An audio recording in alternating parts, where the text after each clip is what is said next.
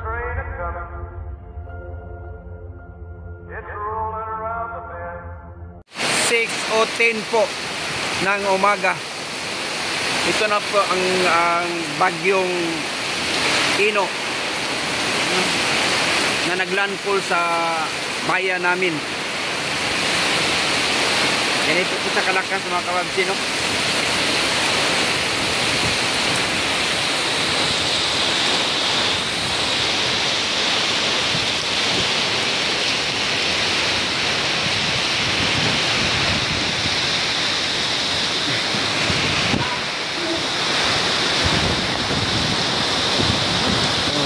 Hangin ba kababsi, no? Dito. Grabe ang lakas po ng bagyo mga kababsi.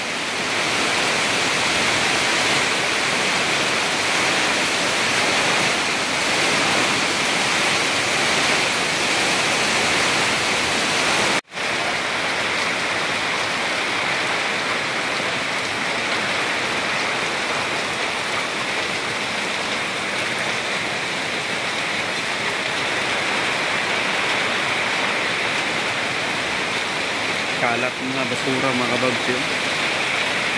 Baha pa.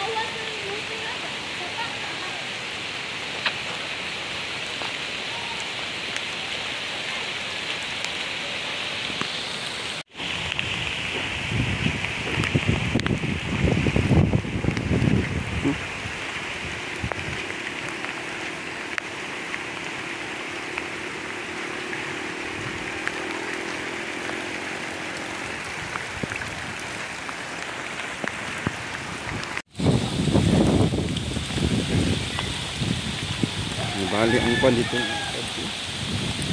Sabi.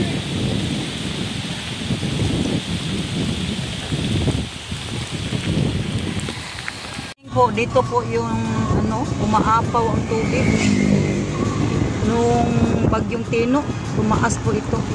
Yan. Di makadaan yung mga sasakyan. Ito po yung tubig Ngayon lang umuulan na naman. Kasi may bagyo na naman, puno na naman yung delikado na talaga. Mga tanim dito, ubos lahat, palay, yung mga tanim nilang mga mais, ubos lahat. Yan. Pati yung mga saging nila, ubos din. Ito yun. Papunta kami sa lungsod kasi magbili kami ng pagkain kasi bukas daw or Monday may bago na namang typhoon. Kaya tayo maghanda. Ayan po laki na ng tubig. Hindi pa naubos sa Tino. Ito yung lugar.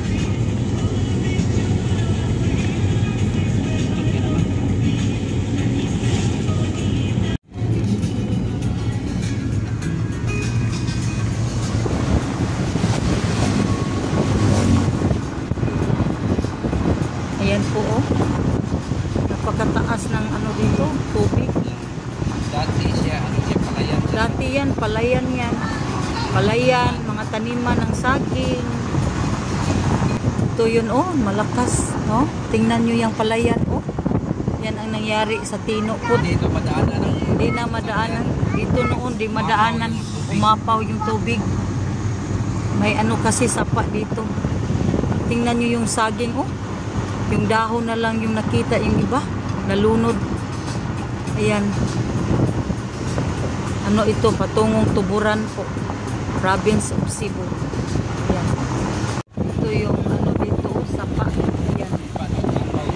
Umapaw dito. Ayan yung mga ano nangyari sa mga saging nila oh. Ubus talaga. Ilan na lang natira. Kawawa yung mga magsasaka ngayon kasi dami talagang damage. Yung mga tanim nilang sagingan, dami.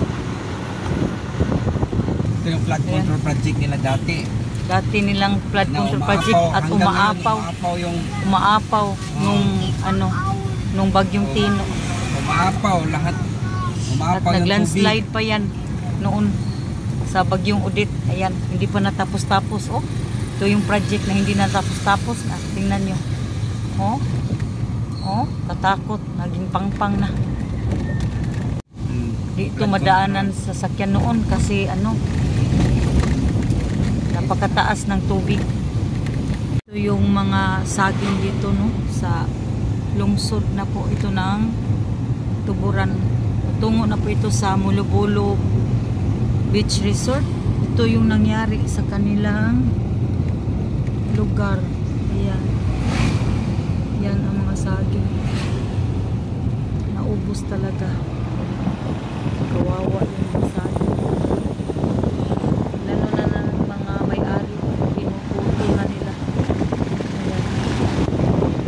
Ito yung negosyo ng mga tao dito, yung sagingan. Kaya lang lahat yata naubos ni Tino. Walang tinira. Ayan. Grabe sa panangin. Ubos. Kalaking damage sa mga negosyante ng banana. Ito talaga lahat.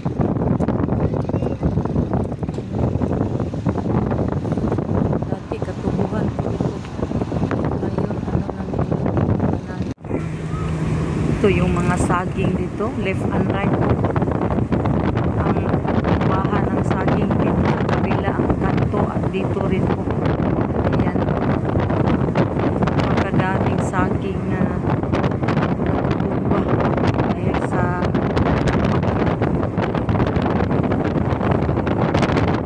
ito yung ano sapa dito oh. Napakalaki ng sapa po dito sa ano, sa lungsod pero umaapaw pa rin yan. Nagsisimbahan yung mga puno.